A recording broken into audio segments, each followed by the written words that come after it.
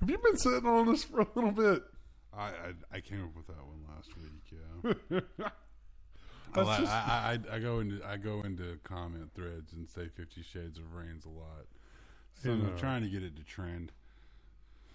It's interesting, that you did that. And, the first episode, you did your first Hall of Fame snub, which was Owen Hart. And Brian Pillman. And Flying Brian. Yep. For me,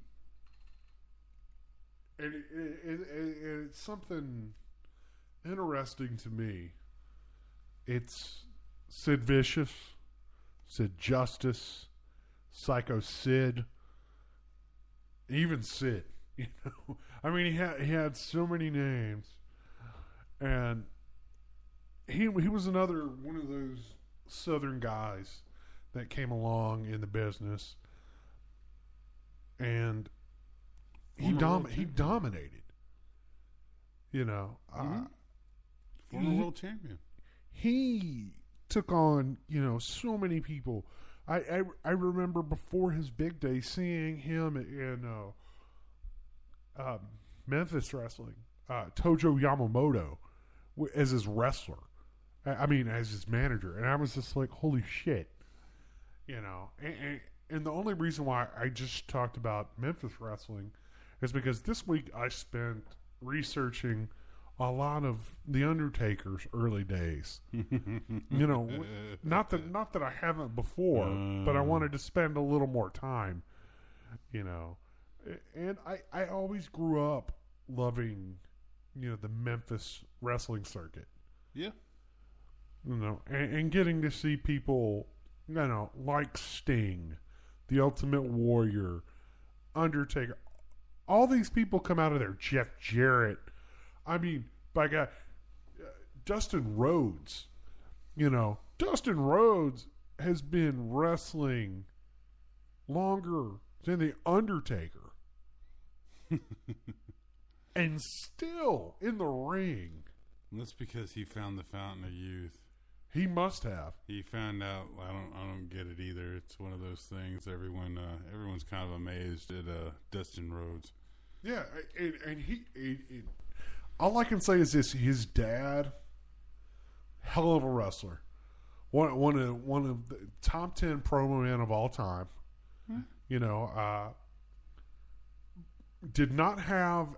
I know I'm not saying anything that nobody's never heard. He did not have the greatest physique in the world, but could go in a ring for 40 minutes, and you were surprised. Vince McMahon had something against that guy. That dude was a world champion in the NWA, right? Oh, yeah. And he comes to the WWF, and they put him in those yellow damn He put him in the damn polka dots, man. The black... the calling band. The black, hefty trash bag and yellow polka dots. That's another thing I think is lacking in wrestling today. Is theme songs that explain the person coming to the ring. Okay. The WCW days. Are we back? Are we back at that again? The WCW days. That WCW, WW. Like, come on, like, Real American. I am that explained Hulk Hogan. You knew what was up when he was coming to the ring. Money, like the money song. You knew what Ted DiBiase was all about. You knew that Dusty Rhodes was just a common man working hard for his hands. Now, I mentioned Sid Vicious for many reasons. Sid is one of my favorite wrestlers of all time. Not really great at cutting promos. I'll just go ahead. I'll go ahead and put that. And we'll talk on another episode, like our favorite promo guys. He was better silent. Nobody's not gonna lie at that. Well, no, he would be good in one. He had to lead, and he couldn't be around anybody else. Because I actually saw a promo that he did recently. Because I like to watch a lot of old stuff on the network, and it was him and the Legion of Doom, and the guys in the Legion of Doom were like doing their part. And you look at Sid, and he's like mouthing everything that they're supposed to be saying. He's like, man, you just took my lines. Like his mouth is moving, and you can tell like he's saying whatever it is that Animal was saying at the time.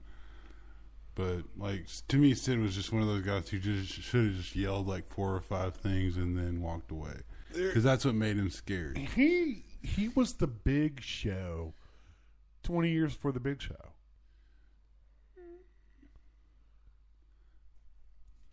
And I'm not going to talk about the mic qualities. I'm just saying he was the quote unquote best he was chiseled giant there he was. He was a big man that dominated in a time of big man. Yes, because his contemporaries to me like were guys like Kevin Nash, Scott Hall. Was definitely. Like I mean, that was when he had his really good run in the WWE, WWF. I mean, he was like 6'7", but when you saw him on TV, you swore up and down he was 7 foot. But the thing about him, and it's because I think he was genuinely crazy. But you like that's what you got. That's like the Psycho Sid gimmick to me was the best thing for him because he had that look in his eye. Like when he would cut promos, you'd be like, "That's a scary, scary individual." I would not want. Like he was legitimately scary, not like some of these wrestlers where he's like you feel like you could run into him in an alley and you wouldn't be legitimately afraid for your life. With him, there would be like this legitimate fear for me because he just has a part of him and it looks like he's not there. And that whole story with him and Arn Anderson, the scissors, the scissors kind of confirms that. Like, and we're not going to sit and do this. We're not even going to talk about the story. And here's the reason why: so many fanboys out there already know it. Right. And if you don't know it, just Google it. Go to Wikipedia. Yeah, I'll explain it to you. I mean, Wikipedia is a pretty good source when it comes to wrestling nonsense. And YouTube. There's so many videos of people shooting about it. Whether it's the Nasty Boys talking about it, whether it's Old Two Core Scopio talking about it. Vader. That's a funny incident to hear about. I mean, there's so many of them. There are incidences with Jim Cornette that I love Jim Cornette. I love the fact that honestly, I felt like he's one of the most. To me, he comes off as one of the most honest people ever. Oh, he is. He's a good dude. I've met Mr. Cornette. We've actually exchanged emails because he's a big fan of where I worked. He's a big fan of the Hattie B's hot chicken. Said it was the best chicken he's ever had. Wow! I was able to get a glossy 8x10 signed. Oh, nice! Sent to my house because of it. Because I tweeted him about it. That day I won Twitter. Yeah, you won Twitter. But yeah, Sid was a heavyweight champion. He was and not only a heavyweight champion WWF and WCW. Mm-hmm. I could swear he held the title in ECW as well. I don't think he held the title in ECW. He showed up in ECW and, just powerbombed the shit out of people because Paul Heyman knew that's what people wanted to see Sid do. It was. That was really the dawn of the smart fan, was the ECW days. I mean, I remember my first ECW show I went to. It was in a place called Dalton, Georgia. Right, and it was at this convention center. And I went there because I was going to school in Chattanooga at the time, and it was only like about a 45-minute trip south to get to this place. And it was the first time I had seen like tape traders and things of that nature, to where you had like all these people with all these VHSs lined out, because this is before DVDs happened. Right, in my dorm room, I had a top of the line TV VCR combo for I believe it was a 16-inch television. It was a tiny little TV, but by today's standards now, of course, especially.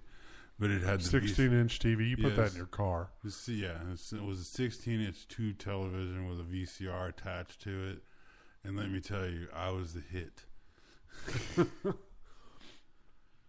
but yeah, I'm gonna go ahead and close with the Sid bit because we only have like 8.5 minutes left. Yes, I do keep a timer. That's what I'm given. But Sid, I mean, I loved him. the most when he was part of the Skyscrapers with Dangerous Danny Spivey. I just thought I was like, two holy guys crap. that look legitimately insane. Yeah, like these guys should beat up anybody in the Yeah. arena, if not the ring as well. But anyway, yeah, I know there's politics, the WWE Hall of Fame. Well, I think with Sid though, it's just one of those things where they're trying to figure out. Like, I mean, I don't know why they wouldn't put him in.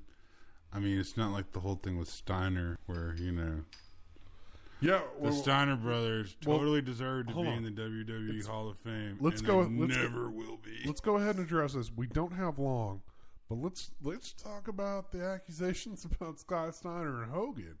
Well, it doesn't surprise threatening me. to kill him. Yeah, well, Scott Steiner's like insane. He seems to be legit off. So it wouldn't surprise me that if he would have gotten into a verbal confrontation, if not physical. But I did see somebody posted a picture that they took from inside the booth. The Weekend at Mania, in the ticket office. At the ticket office that Scott Steiner was not allowed in the building during the Hall of Fame. So, yeah, you definitely know it's real. Right. Well, yeah. I mean, because if I was Steiner, I'd be kind of bitter about how the WWE used me. But they kind of were very, very much like into burying WCW whenever they got there, and that's most definitely, and that's been covered. Yeah. That was in the Monday Night War set. I don't know how many times. The Best of WCW covered that. When they talk about the initial takeover. Well, no, the initial invasion was shitty just because you had a bunch of guys sitting at home. You had the opportunity to do with the initial invasion was bring in top name talent instead of Disco Inferno. I agree. Right. Well, I mean, like the biggest two guys you were able to bring in were Booker T and DDP. Which those are two pretty decently big names at the time. Which, by the way, one of them is not in the Hall of Fame. He will be. He will be. He better be soon. 5 times. He deserves to go in by proxy. If not, like he went in. He kind of went in last year whenever Jake the Snake and Scott Hall both went in, thanks to DDP giving them good years. Yeah, I mean, hey, he's doing it right, man. He's put some people in pretty damn good shape. I'm a fan of the DDP yoga. If you're wanting to get into something that's actually a really good basic core fitness thing to do that like you can grow with it, it's actually pretty good. I would totally recommend checking it out if that was something you were wanting to do. Well, Gaffney, it's time. It's time for your wrestling term of the week. What's your term? Potatoes. What's potatoes? To throw a potato is to throw a stiff shot, aka to throw an actual punch. Which gets its name from how your face lumps up like a potato whenever people actually punch you in the face. I learned this from watching a shoot interview once with Scott Hall, talking about a match with him and the Nasty Boys, and the Nasty Boys were mad when Hall and Nash first showed up because, WCW turned into this political hellhole after that, and the Nasty Boys were clearly in line to get booted out the door. Even being loyal Hogan boys. I think that was before whatever Brian Knobbs caught Hulk Hogan doing that got him a lifetime pass. Because I'm pretty sure, like, he's seen something, like, he walked in on him and Brutus or something, man. But like, there's always been those accusations of Brutus, right? Well, I'm not, saying that anything like that actually happened, but no, we neither one of us were there if anything happened, right, or didn't happen. But I'm pretty sure, like, if something happened, Brian Knobbs bore witness to it, and he's been given, like, the Hogan's my friend pass, like, because you don't see